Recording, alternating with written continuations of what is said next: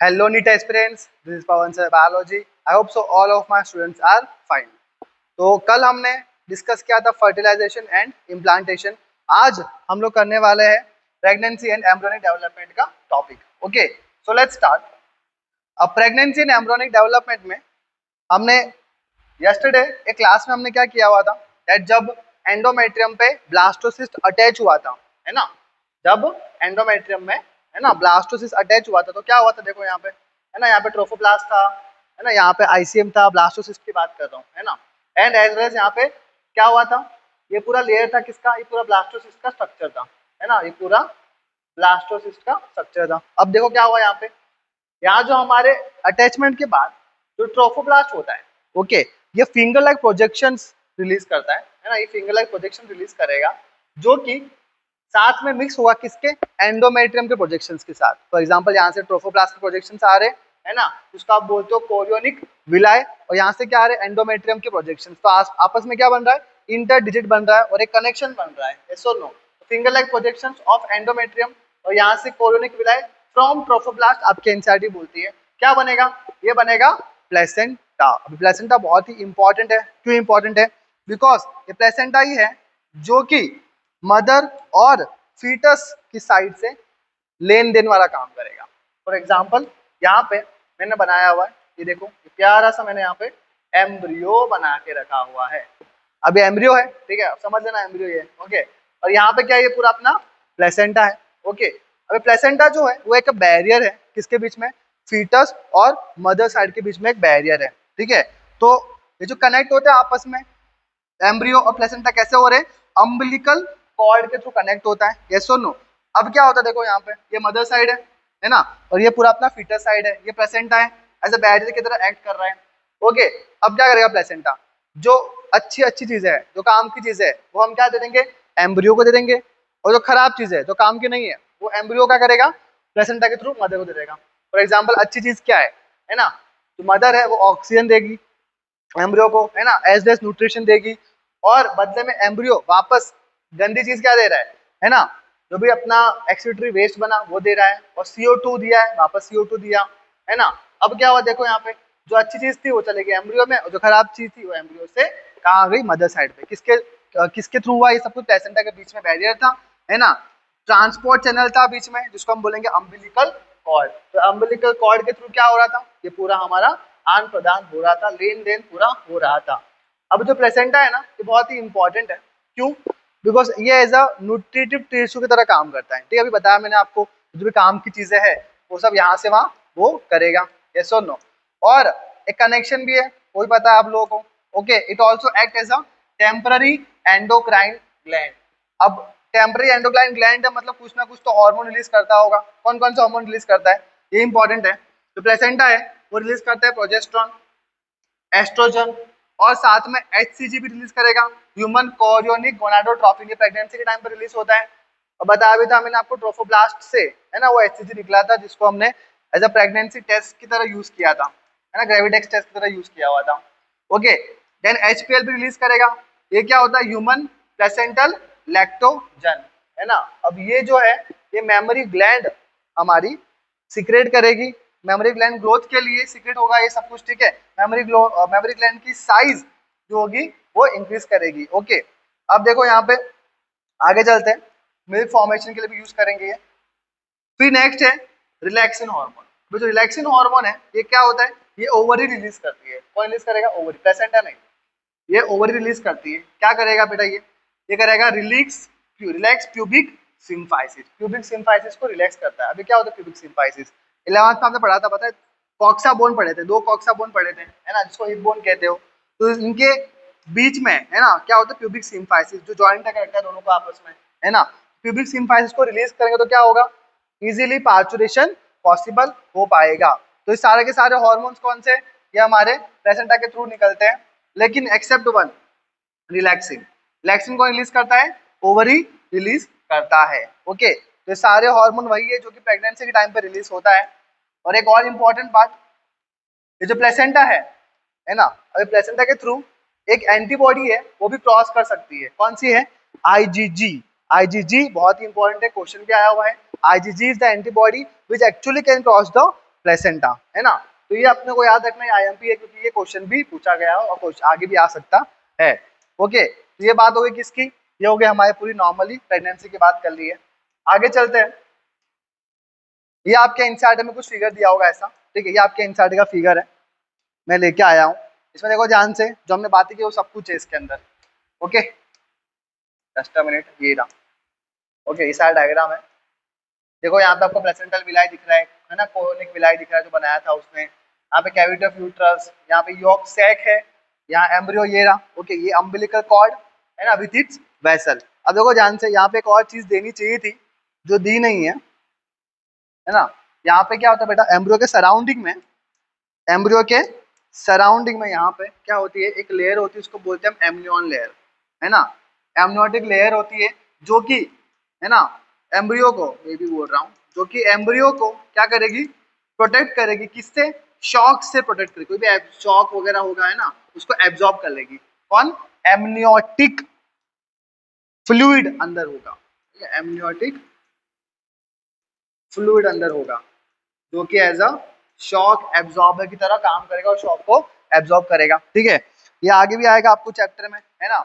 हम as actually इसको एक और तरीके के लिए यूज करते हैं, हम एमनियोसेंटेसिस के लिए भी यूज करते हैं, ठीक है। एमनियोसेंटेसिस क्या होता है बेटा, एमनियोटिक फ्लूइड का, है ना, हम बाहर निकालेंगे और कोई भी जेनेटिक डिसऑर्डर हो वो सब कुछ हम उससे पता कर सकते हैं, ठीक है। ये सब डिटेल में है आपके एनसीईआरटी में, नहीं दिया हुआ अभी, आगे होगा, लेकिन डोंट वरी। ये हो गया पूरा, आगे चलते हैं। अब आ रहा है जेस्टेशन पीरियड, ये इंपॉर्टेंट है क्योंकि हमारा हो गया है फर्स्ट लेक्चर का निमोनिक याद है, गिफ आईजी पे, GIF जी आ गया हमारा, जेस्टेशन पीरियड आ चुका है। तो कितने मंथ्स का होता है, ऑफ कोर्स 9 मंथ्स का होता है। अब देखो ध्यान से, यहाँ पे ह्यूमंस में क्या होता है, देखो 9 मंथ्स होता है, सही बात है, 9 मंथ्स होता है, मतलब डेज कितने हुए, 280 डेज अराउंड होते हैं। ओके, अब क्वेश्चन कैसे पूछ सकते हैं, ऐसे भी आ सकता है कि इसको दूसरे तरीके से लिख सकता हूँ, 266 डेज फ्रॉम फर्टिलाइजेशन। अब ऐसा क्यों बोला, क्योंकि क्या हुआ देखो, 1 to 14 डेज में तो क्या हुआ, फॉलिकल्स बन रहे थे, है ना। 1 to 14 डेज में तो फॉलिकल्स बन रहे थे, फिर 14 डे पे रप्चर हुआ ना, तो जो 14 डेज का गैप है वो हमने माइनस कर दिया 280 से, तो क्या बन गया अपना, ये भी आंसर आ सकता है 266 डेज भी सही है फ्रॉम द, है ना, फर्टिलाइजेशन, और 280 days from the last menstrual cycle, क्योंकि तब लास्ट मेंस्ट्रुअल साइकिल आई थी 14 डेज के बाद, 4 डेज से पहले। डन हो गया। एक्स्ट्रा इन्फॉर्मेशन क्या क्या, और कैट एंड डॉग के पास क्या होता है, 52 to 65 डेज का होता है जेस्टेशन पीरियड, और एलिफेंट में 18 to 22 मंथ्स का होता है। अब ठीक है, ये इतना इंपॉर्टेंट नहीं है, बट AIPMT में वगैरह में आया हुआ है, तो भी एक बार देख लेना। ओके, अभी जो 9 मंथ्स है बेटा, 9 मंथ्स को मैं क्या करूंगा, 3 पार्ट में डिवाइड करूंगा। 9 मंथ्स को मैं 3 पार्ट में डिवाइड करूंगा, first trimester, second trimester and third trimester. Her trimester में कितने महीने होंगे, 3 महीने। टोटल कितने हो गए, 3 3 3, टोटल 9 महीने हो गए, ठीक है। तो फर्स्ट ट्राइमेस्टर है हमारे पास, है ना, क्या होगा यहाँ पे, फर्स्ट ट्राइमेस्टर में क्या होगा बेटा, इंपॉर्टेंट है, हार्ट फॉर्म होगा। फर्स्ट मंथ में क्या होता है बेटा, हार्ट फॉर्म हो जाता है, दिल की धड़कनें चालू हो जाएगी। सेकेंड मंथ में क्या होगा बेटा, लिम्स एंड डिजिट्स फॉर्म हो जाएगी। थर्ड मंथ में क्या होगा, एक्सटर्नल जेनिटिलिया फॉर्म हो जाएगी और most of the organs form हो जाएंगे, ठीक है। इसलिए बेटा इसको क्रूशियल स्टेज कहते हैं फर्स्ट ट्राइमेस्टर को, बिकॉज क्या होता है बेटा, मोस्ट ऑफ ऑर्गेनोजेनेसिस हो चुका होता है, ठीक है। इसलिए क्रूशियल मंथ है हमारा, बिकॉज ऑब्वियसली इनिशियल मंथ है ना, तो ये IMP रहता है। सेकेंड चलते हैं, 4 to 6 मंथ। अब इसमें क्या हुआ आपके एनसीईआरटी में, 5th मंथ में क्या हुआ, hair appears on the head, important है, और ये भी IMP है, फर्स्ट मोमेंट ऑफ फीटस हो जाता है, ठीक है। अगर आपने 3 इडियट्स मूवी देखी हो, है ना, उससे पता है वो रांचो बोलता है कि ना, बेबी किक कर रहा है, किक कर रहा है, ये सुनो। तो आपको याद है जो वो था अपना चतुर, वो गया था टेरेस पे एक दिन, याद है, जब बारिश का टाइम था, तो उसने बोला था कि 5 सितंबर को मैं वापस आऊंगा, है ना, सक्सेसफुल होके। तो याद रखना 5 सितंबर, तो मतलब 5th मंथ में क्या हुआ था, फर्स्ट मूवमेंट हुआ था फीटस में, क्योंकि उसमें रेंचो बोलता है किक मार रहा है, किक मार रहा है। तो ऐसे आप याद रखना, क्योंकि क्वेश्चन पूछा गया है कौन से मंथ में फर्स्ट मूवमेंट होता है फीटस का, तो आप बोलोगे 5th मंथ में। 6th मंथ में क्या हुआ, air all over the body, eye lashes form हो जाएगी और आई लिड्स क्या हो जाएंगे, सेपरेट हो जाएंगे। ये सब हो गई बात है। लास्ट चलते थर्ड ट्राइमेस्टर, क्या होगा, कुछ नहीं होगा, 9 मंथ्स कंप्लीट होने के बाद फीटस फुली डेवलप्ड हो गया और क्या हो जाएगा हमारा, पार्चुरेशन हो जाएगा। तो ये था एम्ब्रियोनिक डेवलपमेंट, है ना, जेस्टेशन के बारे में बात कर लिया हम लोगों ने, ठीक है। आगे चल लेते हैं, दैट इज द पार्चुरेशन। खत्म हो गया हमारा तो सेकंड लास्ट टॉपिक है ऑलमोस्ट, ओके। अब पार्चुरेशन में क्या होता है बेटा, देखो ध्यान से, पार्चुरेशन का मतलब क्या होता है, delivery of the foetus, simple सी बात है, डिलीवरी ऑफ द फीटस को क्या बोलते हैं, पार्चुरेशन। क्या होगा यहाँ पे, fully formed foetus and placenta, ये दोनों सिग्नल भेजेंगे, है ना, किसको, मैटरनल पीट्यूटरी को, किसको भेजेंगे, मैटरनल पीट्यूटरी को सिग्नल भेजेंगे कि भाई क्या करना है आपको, ऑक्सीटोसिन रिलीज करना है, ठीक है। तो fully formed foetus and placenta, इन दोनों ने एक रिफ्लेक्स जनरेट किया है ना, इसको बोलते हैं फीटस इजेक्शन रिफ्लेक्स, ओके। अब क्या हुआ फिर, सिग्नल्स मैटरनल पीट्यूटरी, मदर की पीट्यूटरी, मैटरनल मतलब होता है मदर, ये आपको याद रखना है, इट इज मैटरनल पीट्यूटरी, क्या करेगा, इट रिलीजेस ऑक्सीटोसिन, याद रखना है ऑक्सीटोसिन मदर के पीट्यूटरी ग्लैंड ने रिलीज किया था, बच्चे के नहीं। काफी बच्चे कंफ्यूज यहाँ पे हो जाते हैं कि सर एम्ब्रियो के वाले ने किया था, नहीं, बच्चे नहीं रिलीज किया, मदर के, है ना, पीट्यूटरी ग्लैंड ने रिलीज किया ऑक्सीटोसिन। फिर क्या हुआ, माइल्ड यूट्राइन मसल कॉन्ट्रैक्शन हुआ। अब कौन सी कॉन्ट्रैक्शन होती है, बताया था मैंने आपको, कौन सी यूट्रस की लेयर कॉन्ट्रैक्ट होती है, मायोमेट्रियम जो लेयर है वो क्या करेगी, कॉन्ट्रैक्शन करेगी, ओके, कॉन्ट्रैक्शन करती है। और further it gives signals to the maternal pituitary, फिर से क्या करेगी, वो सिग्नल देती है, कॉन्ट्रैक्शन होगा, फिर सिग्नल होगा और ऑक्सीटोसिन रिलीज होगा, ये सब कुछ लूप पे चलता जाएगा मैक्सिमम, और ऑक्सीटोसिन सीक्रेट होता रहेगा होता रहेगा। फिर क्या होगा, विग्रस कॉन्ट्रैक्शन, और फाइनली क्या होगा, सर्विक्स डायलेट होगा और एक्सपल्शन ऑफ बेबी हो जाएगा। तो ये सारी बातें किसमें आती है बेटा, ये पार्चुरेशन का पूरा पाथवे बना के रखा हुआ मैंने आपके लिए, इजीली सारा पैराग्राफ मैंने पूरा डिकोड कर लिया है।